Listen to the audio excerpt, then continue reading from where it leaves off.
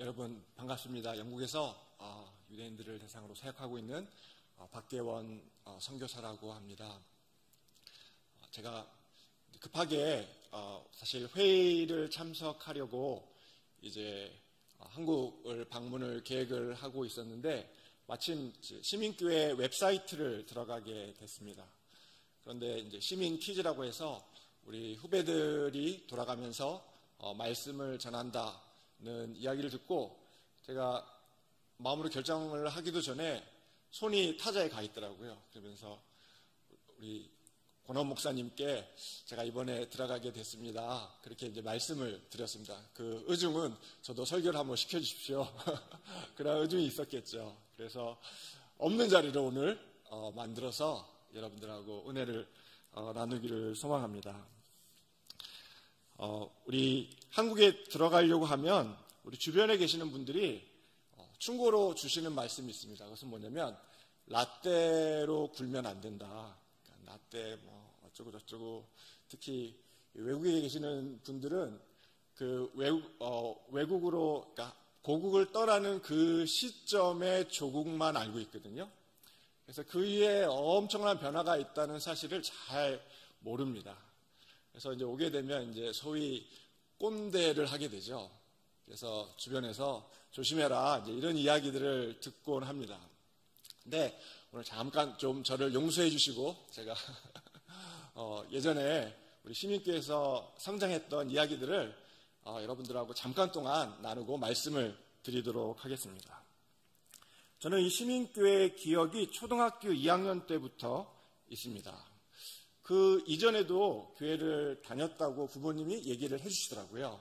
근데 그 전에는 기억이 안 나요. 뭐 미도파 백화점 밑에 교회가 있었다. 뭐 이런 이야기를 해주셨는데 제 기억은 초등학교 2학년 때 구이동 2층 건물에서 양승달 목사님 계실 때 그것이 저에게 첫 기억입니다. 이때가 무려 어느 때냐면 우리 심기섭 장로님, 김숙경 우리 권사님이 선생님으로 계시고 그리고 총각 처녀 시절입니다. 제가 아직도 기억이 나는데 우리 어머니를 비롯해서 여러 집사님들이 우리 심기섭 당시 선생님께 이 김숙경 선생님을 추천하는, 그래서 좀 사귀어봐라. 그때 사귀셨는지 안 사귀었는지 잘 모르겠어요. 근데 어쨌든 막 그런 이야기를 하던 기억이 되게 납니다. 그리고 우리 최영석 장로님이 그때 대학생 시절 이런 걸로 제가 기억을 하고 있습니다. 우리 지금은 여러 장로님들, 권사님들이 되셨지만 이런 분들의 배려와 관심 속에서 저희가 성장을 할 수가 있었습니다. 제 친구들은 뭐 대훈이, 광배, 동영이, 정현이, 현석이, 윤정이, 은영이 뭐 이런 친구들 아직도 제가 연락하면 제 예상에 아무 때든지 나올 수 있는 그런 정말 어릴 때부터 교회를 놀이터로 삼고 같이 성장했던 그런 친구들입니다. 우리 초등학교 때는 우리 크리스마스 공연이 굉장히 중요했습니다. 제가 다른 공연은 잘 기억이 안 나는데 제가 그 예수님 가족의 나귀 역할을 했던 그런 기억이 납니다. 이 초등학교 때 이제 지금 이 교회가 있는 현 능동 부지로 이전을 하게 됐고 우리 지하 본당이 완성되기 전 지상층에서 목사님께서 중간에 서시고 두 방에서 따로 앉아 동시에 예배를 드리던 그런 기억이 있습니다. 그래서 이 본당이 완성이 안 돼가지고 임시로 이제 위에서 예배를 드리는데 이 본당 같은 크기의 그 방이 없으니까 사람들을 두 방으로 나누고 목사님이 중간에 쓰셔가지고 한쪽은 이쪽을 보시다가 다른 쪽은 이쪽을 보시다가 뭐 이런 예배를 드리던 그런 기억을 제가 가지고 있습니다.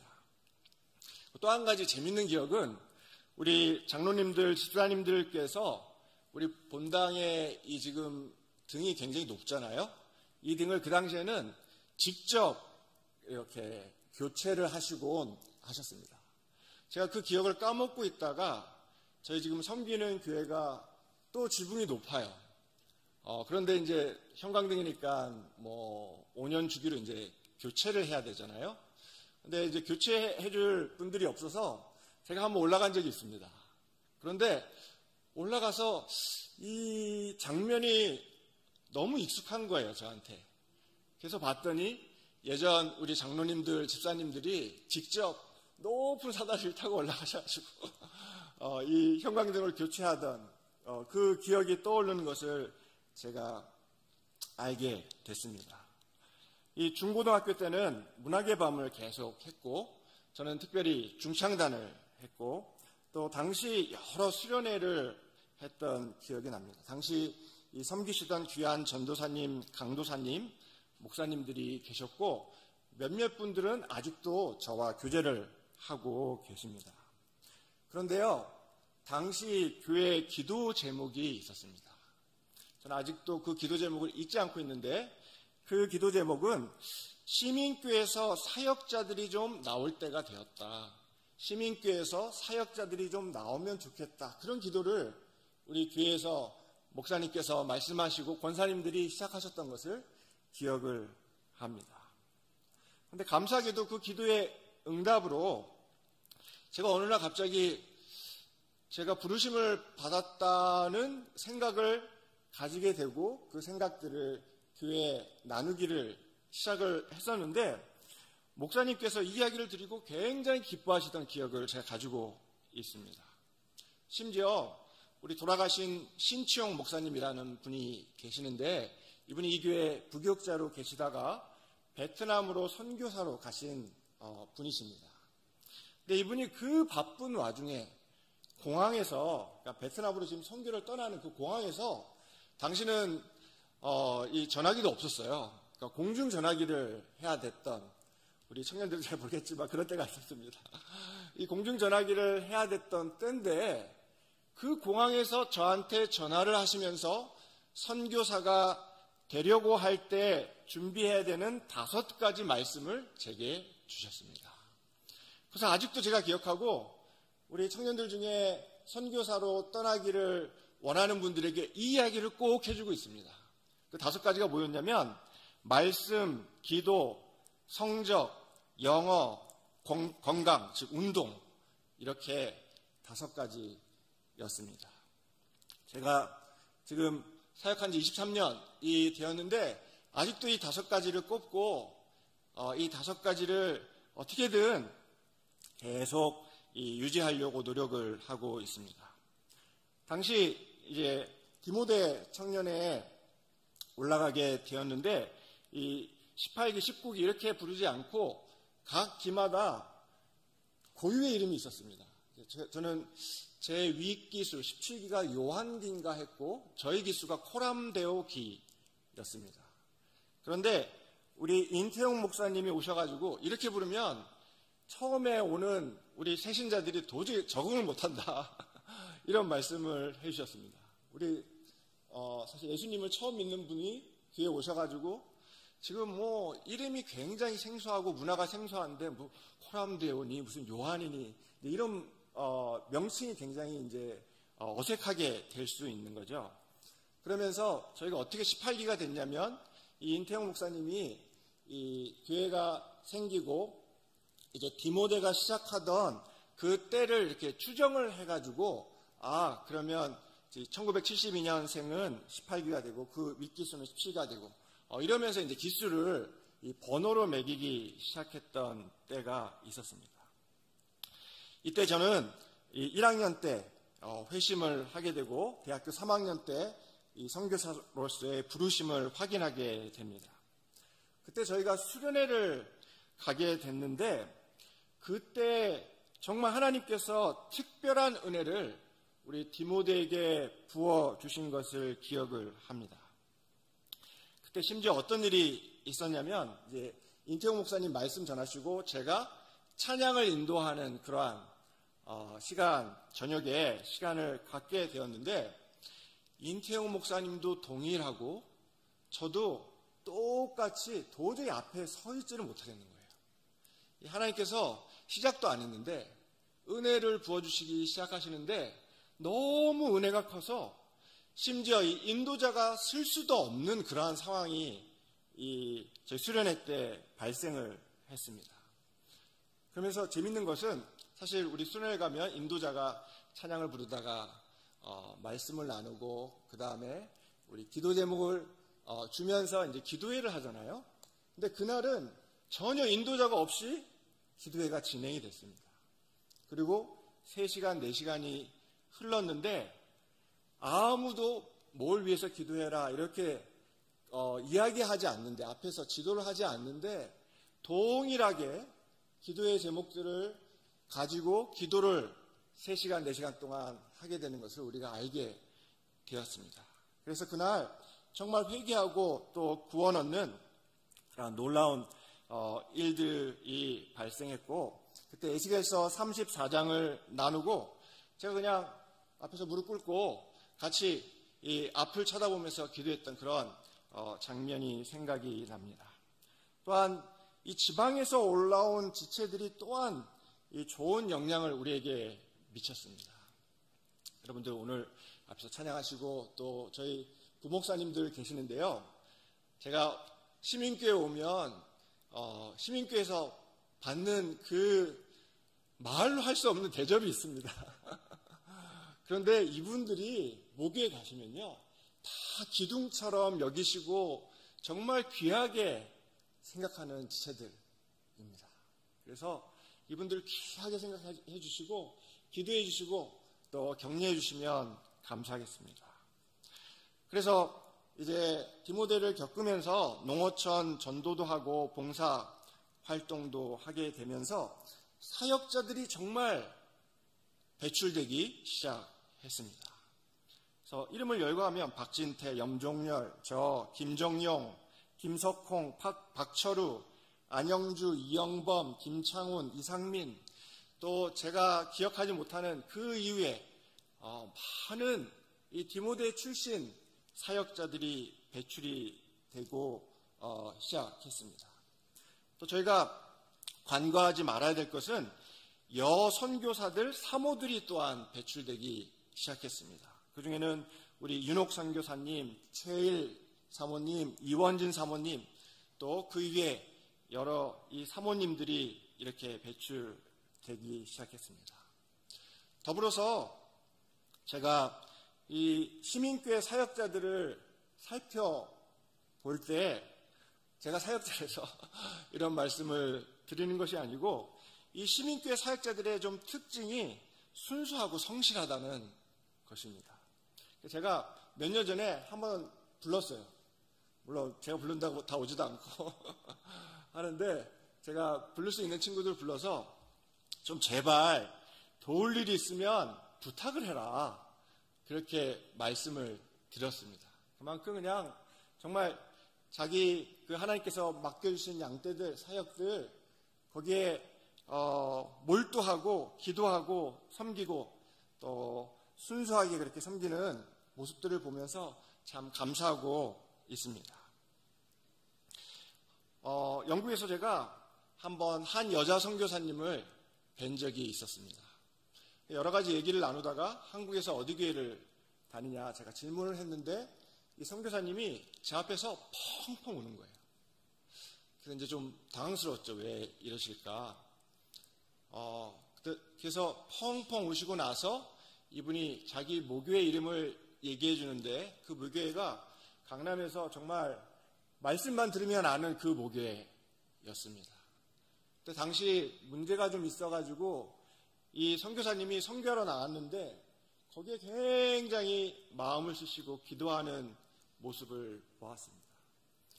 반면에 제가 그 펑펑 우는 선교사님 앞에서 제 모교회인 시민교회를 기억하면서 정말 감사했습니다. 이 모교회가 바르게 또 아름답게 성장하는 것이 우리 이렇게 흩어져 있는 모교회 출신 사역자들에게 정말 큰 힘이구나, 그런 생각을 하면서 새삼 감사했던 적이 있습니다. 저는요, 여기서 멈추질 않습니다. 이 모교회 축복 중에 하나는 저를 위해서 기도해 주시고 후원해 주시는 교회들이 대부분 이 시민교회 출신 목사님들이십니다. 인태용 목사님, 김민성 목사님, 박정곤 목사님, 이런 분들은요, 후원을 끊지도 않으세요. 제가 10년도 넘게 못 찾아뵀거든요. 그런데 뭐 제가 찾아뵀든 안 뵀든 또 뭐 기도 편지를 자주 쓰든 안 쓰든 그냥 신뢰하시고 정말 10년, 15년, 20년 꾸준히 한 번도 빠짐없이 저를 후원해 주시고 계십니다. 제일 큰 축복은 제가 아내를 우리 시민교회에서 만났습니다. 여기서 결혼도 하게 되었습니다.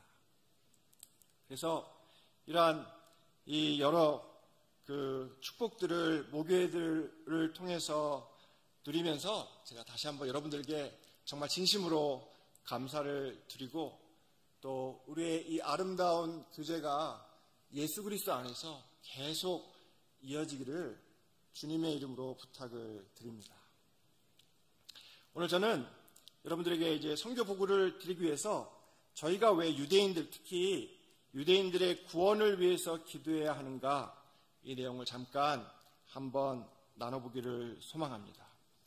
우리가 유대인들을 위해서 기도해야 될 첫 번째 이유는 하나님은 유대인들을 포함해 모든 사람들을 사랑하시고 구원에 이르기 원하시기 때문입니다.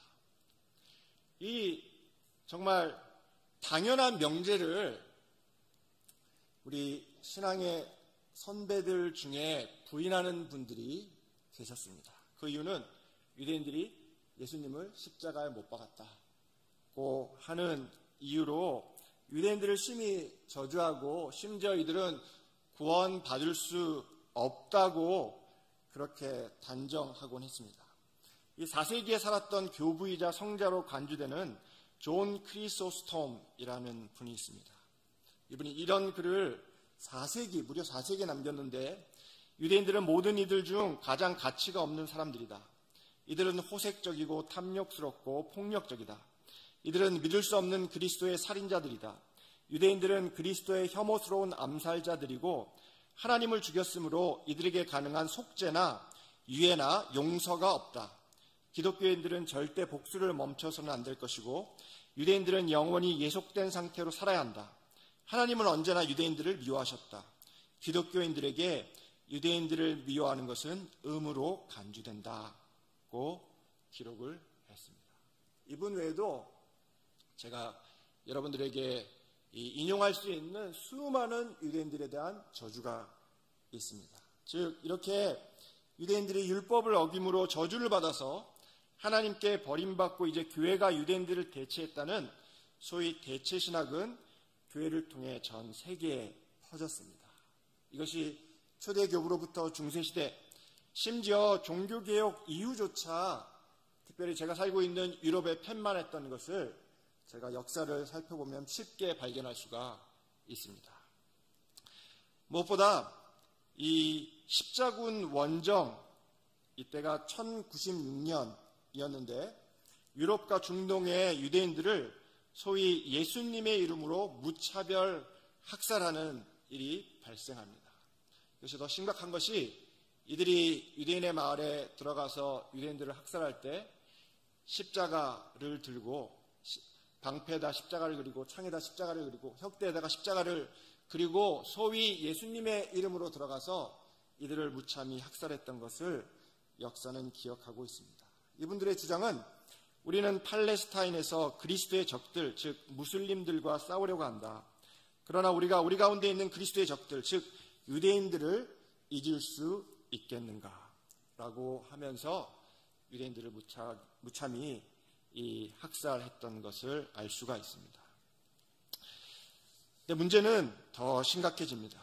바로 히틀러, 즉 600만 유대인들을 학살했던 히틀러는 가스실을 제외하고 이 히틀러가 사용했던 모든 방법들이 중세시대에 반유대적 이 기독교가 주장하거나 실행했던 일들을 그대로 재현한 모습을 보여주고 있습니다. 즉 유대인들이 표시로 달고 다녀야 했던 노란 별표, 학교나 사회에서의 제한, 살던 곳에서 강제로 쫓겨나서 정해진 지역에서 살아야 했던 어떤 개토 같은 것들이 중세시대에 이미 주장됐거나 실행되었던 일들이었습니다.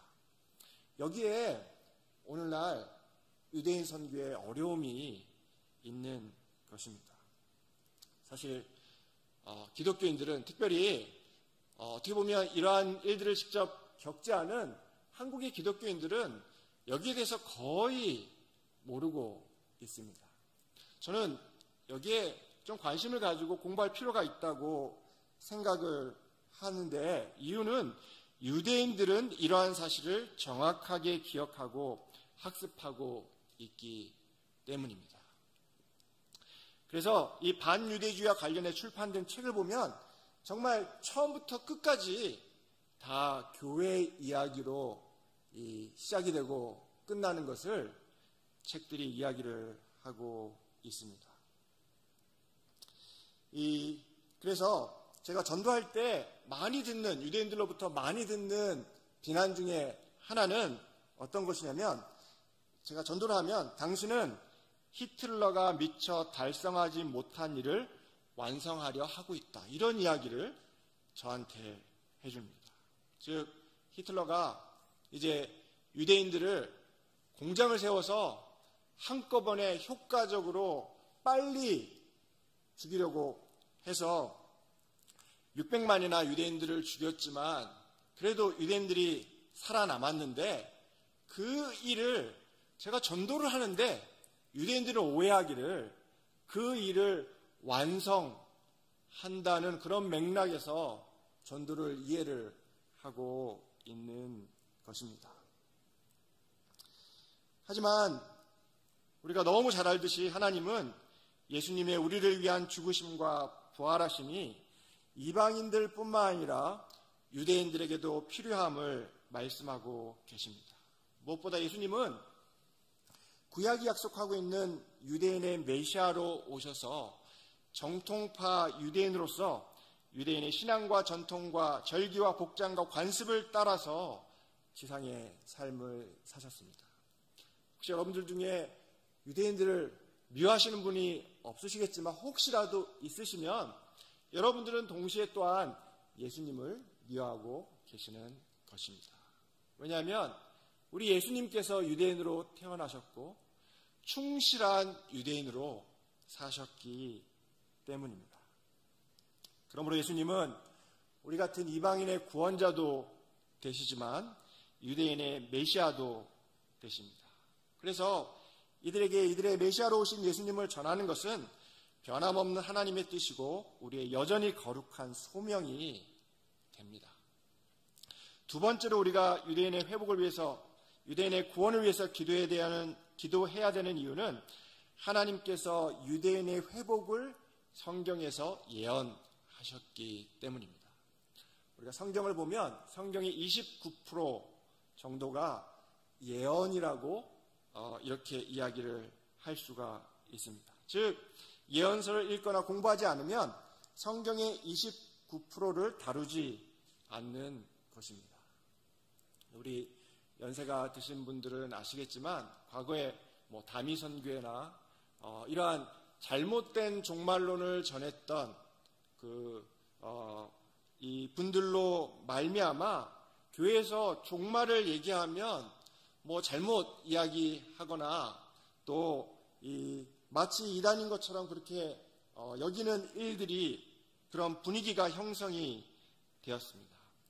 그러나 우리를 위해서 죽으시고 부활하심으로 말미암아 우리에게 구원을 주신 이 예수님의 다시 오심을 기독교인들은 고대하고 환영할 수밖에 없습니다. 우리가 우리의 죄로 말미암아 죽으신 그 예수님을 사랑한다면 그분이 다시 오신다는 그 소식이 기다려지고 또 그것을 고대하지 않을 수가 없는 것입니다. 또한 예언서는 이 장차 일어날 일들에 대해서 주로 선지자들 통해 하나님께서 말씀하시고 역사 가운데 성취하심으로 하나님이 살아계시고 말씀이 진리임을 우리에게 확증하고 있습니다. 우리가 성경을 구약, 신약 이렇게 부르잖아요.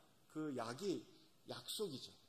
그래서 구약에 하나님께서 이러이러하게 메시아를 보내주시겠다, 이러이러하게 이스라엘 이를 인도하시겠다. 이러하게 열방들을 이제 징계하시겠다는 그 예언대로 그대로 하나님께서 신약에 걸쳐서 성취하는 역사가 우리 성경의 역사입니다. 최근 우리 젊은 친구들이 자꾸 증거를 보여달라고 한다고 제가 들었습니다. 증거를 보여주는 것이, 성경의 말씀이 하나님의 말씀임을 보여주는 것이 전혀 어렵지가 않습니다.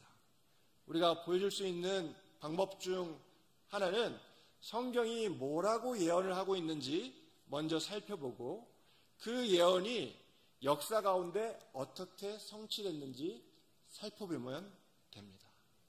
그런데 우리 하나님이 얼마나 친절하시고, 우리 하나님이 당신이 하나님이시다, 말씀이 하나님의 말씀이다, 이것을 우리에게 정확하고 구체적으로 말씀해 주시기 위해서 수많은 예언들을 우리에게 주시고, 그 예언들을 정말 꼼꼼히 하나도 빠짐없이 역사를 통해서 이루고 계심을 우리가 살펴보면 알 수 있습니다. 특별히 우리 예수님은 정말 고지식하게 이 메시아에 대한 구약의 예언들을 살아 생전에 실천하셨습니다. 그래서 이 예수님의 행적을 이 구약의 메시아에 대한 예언과 살펴보면 예수님께서 얼마나 이 예언을 성취하시기에 고심하시고 또 예언들을 성취하려고 노력하셨는지를 우리가 그 발자취를 따라가며 보면서 얼마나 우리에게 친절하시고 얼마나 우리에게 확증하시는지를 알 수가 있습니다. 그래서 이 예언들을 살펴보면 이제 하나님께서 살아계심을, 또 말씀이 진리임을 알 수가 있는데, 이것은 무슨 이 새로운 신조나 또 최근에 주장되는 내용들이 아니고 청교도들, 특히 한국 개신교의 근간을 놓은 이들이 대부분 말씀을 있는 그대로 읽고 성취될 것을 믿는 분들이었습니다. 이 당연한 말씀을 여러 지금 시대의 조류와 또 특별히 이 종말과 관련한 조그만 오해 때문에 우리가 놓치는 경우가 있는데, 우리의 믿음의 선진들, 또 한국 개신교의 근간을 놓은 이들은 말씀 그대로 읽고 성취될 것을 믿으며 바라보는 그러한 분들이었습니다. 그래서 여기 제가 책을 한 권 가져왔는데, 이 청교도의 소망, 이 책을 읽어보시면 저자 이언 머레이의 결론은 청교도인 대부분은 이 예언의 성취, 특별히 미래 이스라엘의 회복을 믿었고, 그래서 결론을 짓기를 78쪽에 17세기의 첫 사반세기부터 유대인의 장래 회심은 영국 청교도 사이의 공통의 믿음이 되었다고 주장을 하고 있습니다. 또한 한국교회 신학의 기반을 놓은 이 죽산 박형룡 박사, 정암 박윤선 박사님 모두 이렇게 말씀 그대로 믿고 또 말씀의 성취를 믿었던 분들인 것을 우리가 살펴볼 수가 있습니다. 그런데 이 예언서의 내용, 모든 내용의 이 요약을 해보면 그 요약은 무엇이냐면 하나님께서 징벌하시나 회복하신다는 것입니다. 저는 이것이 얼마나 감사한지 모릅니다. 우리 하나님께서 우리의 죄를, 우리의 교육을 위해서, 또 우리가 성화되기를 위해서 하나님께서 징벌하실 때도 있지만, 여러분 한번 말씀을 읽어보시기 바랍니다. 늘 마지막에 우리 하나님의 회복을 또한 약속하시는 것을 보며 동시에 유대인들에게 소망이 있다, 저는 그렇게 믿습니다. 세 번째로 우리가 유대인들, 특별히 이들의 구원을 위해서 기도해야 되는 이유는 하나님께서 이스라엘과 맺은 언약이 무조건적이기 때문입니다. 저희는 이 이야기를 들으면 굉장히 쉽게 이해를 할 수가 있습니다. 왜냐하면 우리가 예수님으로 통해 맺게 된 새 언약이 바로 무조건적인, 조건이 없는, 하나님께서 모든 것을 다 이루시고 우리는 그것을 믿기만 하면 되는 그러한 언약이기 때문입니다. 창세기 17장 7절에 보시면 내가 내 언약을 나와 너와 내 대대 후손의 사이에 세워서 영원한 언약을 삼고 너와 내 후손의 하나님이 되리라고 약속을 하고 계십니다. 특별히 우리 하나님께서는 이것도 부족해서 아브라함에게 이 시청각 자료를 사용하시는데, 그것은 고기를 쪼개게 하고 하나님을 상징하는 횃불이 그 쪼갠 고기 사이로 지나가는 모습을 아브라함이 보도록 한 것이었습니다. 당시 이 그 중동 지방의 이 풍습은 강한 이 자와 약한 자가 약속을 맺을 때 고기를 쪼개고 약한 자가 쪼갠 고기 사이를 지나는 것이 풍습이었습니다. 이것이 뭘 의미하냐면, 약속을 지키지 않으면, 약한 자가 약속을 지키지 않으면 쪼갠 고기처럼 될 것이다 하는 것을 이 강한 자에게 지금 이야기를 하는 것입니다. 그런데 우리 하나님은 이 중동의, 즉 아브라함과 유대인들이 충분히 이해할 수 있는 이 중동의 풍습을 이용하셔서 아브라함과 맺는 언약은 대신 아브라함이 지키는 것이 아니고 하나님께서 직접 성취하시겠다라고 쪼갠 고기 사이를 횃불이 지나감으로 말씀을 하고 계시는 것입니다. 그래서 이 언약을 비롯해 모세의 언약, 다윗의 언약 등을 기반으로 역시 무조건적인 새 언약이 등장하게 됩니다. 그런데 오늘의 본문을 읽어보면 이 새 언약조차도 유대인들과 먼저 언약을 맺으시는 것을 볼 수가 있습니다. 31절에 보시면 내가 이스라엘 집과 유다 집에 새 언약을 세우리라.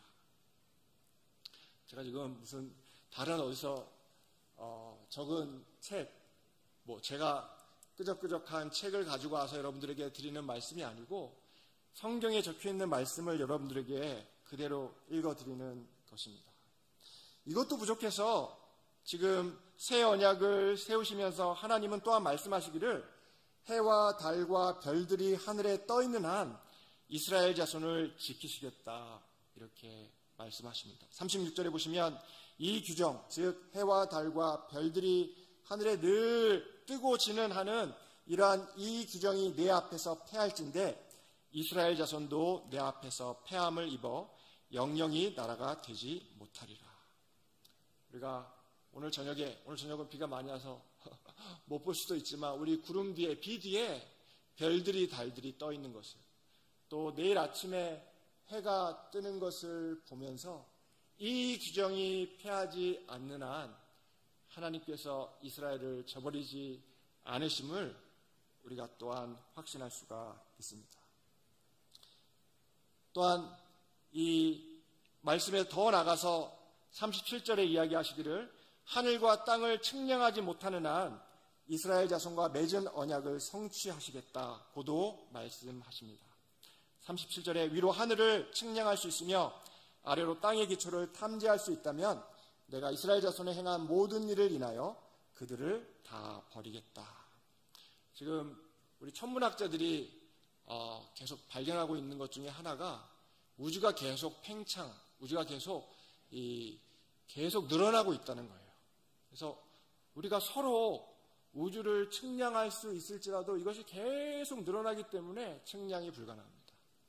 또 무슨 지구의 끝이, 이 지구의 맨 10년이 어떻게 생겼다 이렇게 책에 나와 있지만 아무도 확인한 적이 없습니다. 우리 사람이 이 뚫을 수 있는 구멍이 한계가 있습니다. 그래서 솔직히 이 지구 안에 뭐가 들어있는지는 아무도 모르고 그냥 예상만 할 뿐입니다. 그런데 37절은 위로 하늘을 측량하지 못하고 아래로 땅의 기초를 탐지하지 못하기에 하나님께서 이스라엘 자손의 가 맺은 언약을 성취하시겠다고 이렇게 말씀하십니다. 이러한 말씀을 충분히 잘 이해하고 있던 예수님께서 예수님의 전략을 이 말씀에 기초해서 하셨던 것을 볼 수가 있습니다. 마태복음 15장 24절에 보시면 두로와 시돈 지방에 이 딸이 귀신 들린 가나안 여자에게 이 딸을 좀 고쳐달라고 할 때 예수님께서 이상한 말씀을 이 가나안 여인에게 주시는데, 그것은 나는 이스라엘 집에 잃어버린 양 외에는 다른 데로 보내심을 받지 아니하였노라. 물론 우리 예수님께서 간절히 구하는 가나안 여인의 약속을, 가나안 여인의 이 청을 들어오셔서 마침내는 딸을 고쳐주십니다. 그러나 예수님도 말씀에 충실하시고 말씀을 이해하셨기에 이 말씀의 그 순위를 따라서 먼저 본인이 이스라엘 집에 잃어버린 양에게 보내심을 받으셨다고 이야기를 하십니다.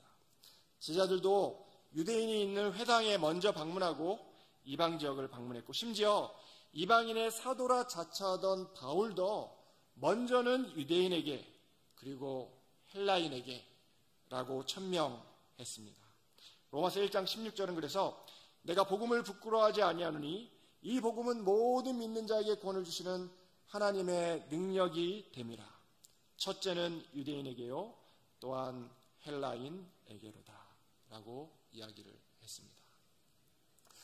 제가 이렇게 말씀드리면 좀 사실 이해도 좀 잘 안 되고 좀 서운하다. 정말 이 말씀이 사실이면 뭐 그런 좀 복합적인 감정을 이방인 성도로서 가질 수 있다고 생각합니다.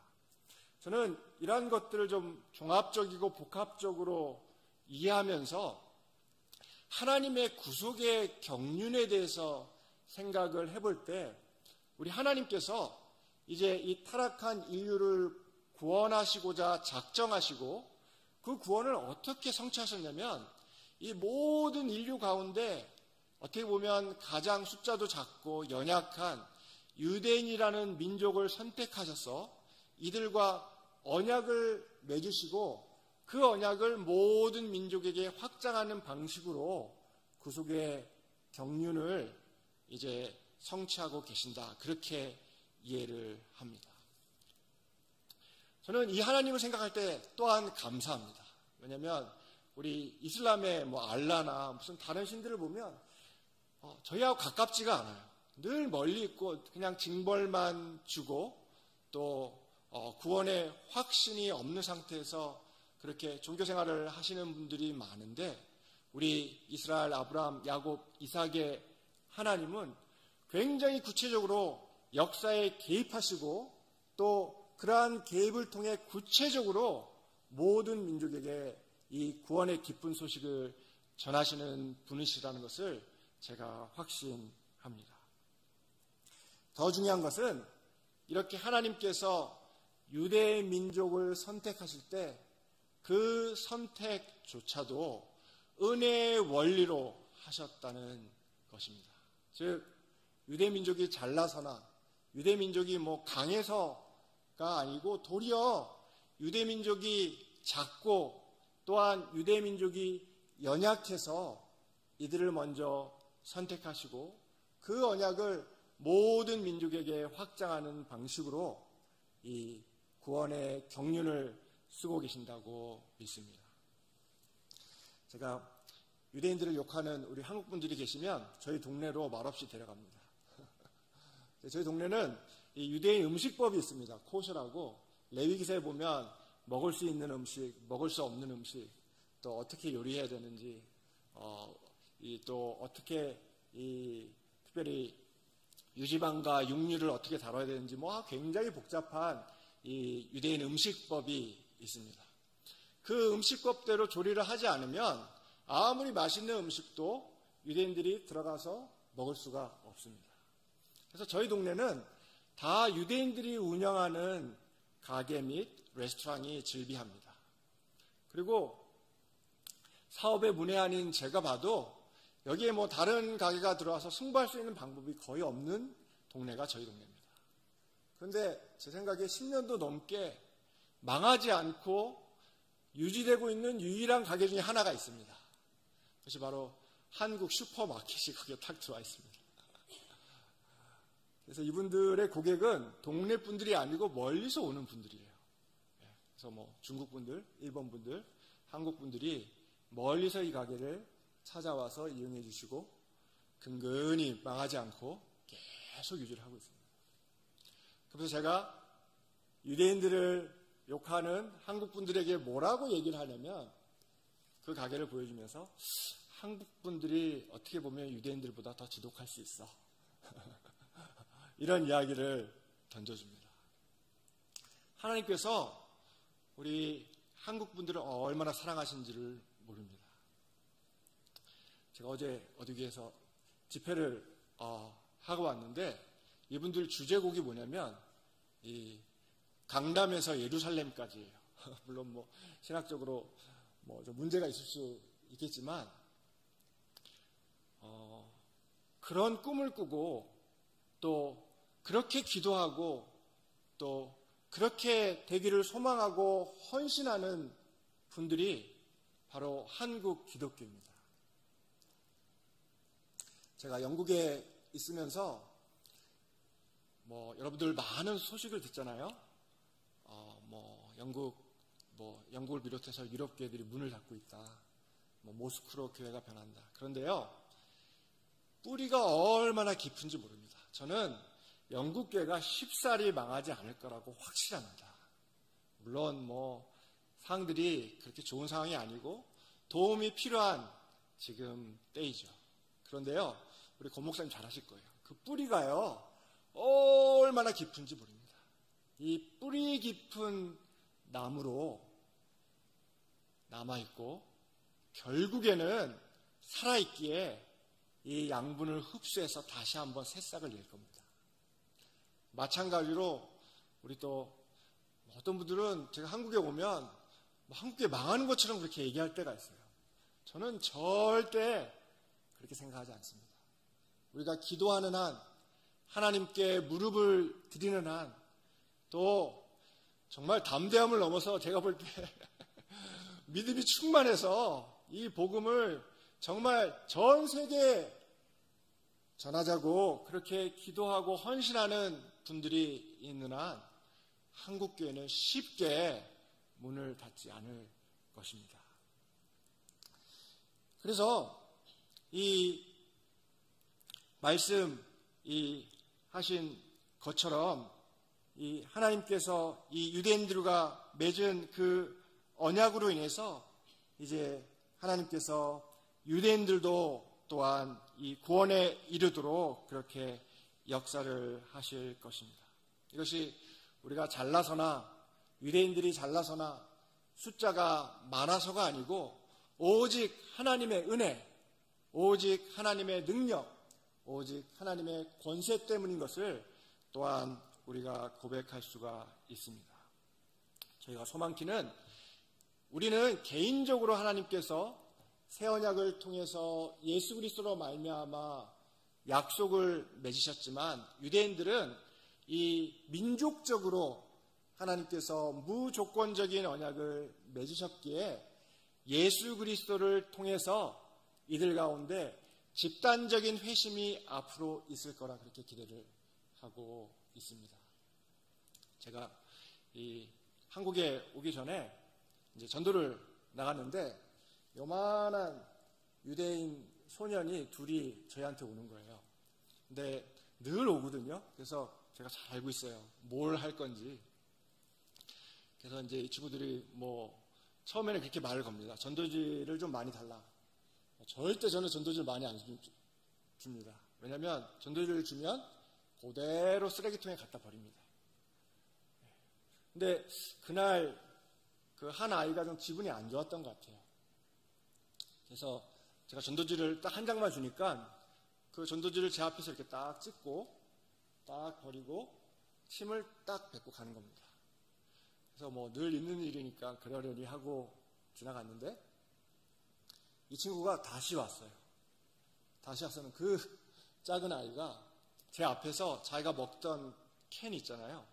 그걸 땅에다 이렇게 딱 내려놓고 발로 쾅 밟는 겁니다. 이제 이게 작아졌잖아요. 그걸 이제 저희가 전도할 때 책장을 이렇게 앞에 두거든요. 책상을. 거기다 이렇게 딱 두면서 저한테 뭐라고 얘기하냐면 책상 위에 있는 게 모두 쓰레기니까 쓰레기를 두고 간다는 거예요. 그리고 떠나는 것을 제가 봤습니다. 한 번은 제가 전도하는데 예수님 얘기만 하면 침을 뱉는 헛된 놈도 하나 본 적이 있고, 유대인들이 제일 잘하는 것은 전단지를 찢을 수 있을 때까지 찢어가지고 전도하는 사람 손에다가 고스란히 올려 줄 때도 있습니다. 이러한 유대인들을 접할 때마다 절망할 수 있고 또 실망할 수 있지만 전 포기하지 않습니다. 그리고 도리어 이들이 못되고 말 안 듣고, 또 솔직히 기독교가 제가 처음에 말씀드렸다시피 예수님의 이름으로 소위 했던 일들 때문에 이들이 이렇게 반응하는데 거기에 소망이 있다고 생각을 합니다. 늘 우리 하나님은 이렇게 좀 부족하고 연약하고 이런 사람들 딱 들어가지고 변화시키셔서 그 사람을 통해서 다른 사람들을 변화시키는 그러한 놀라운 하나님이십니다. 우리 여러분들 중에 예수님을 가족 중에 처음 믿는 분들이 아마 계실 수도 있을 것 같습니다. 그런데요, 잘 살펴보시면 가족 중에 제일 연약한 분이 여러분일 가능성이 굉장히 많아요. 우리 하나님은 여러분의 가족 중에 제일 연약한 여러분을 선택하셔서 모든 가족이 구원에 이르도록 섭리하시는 분이십니다.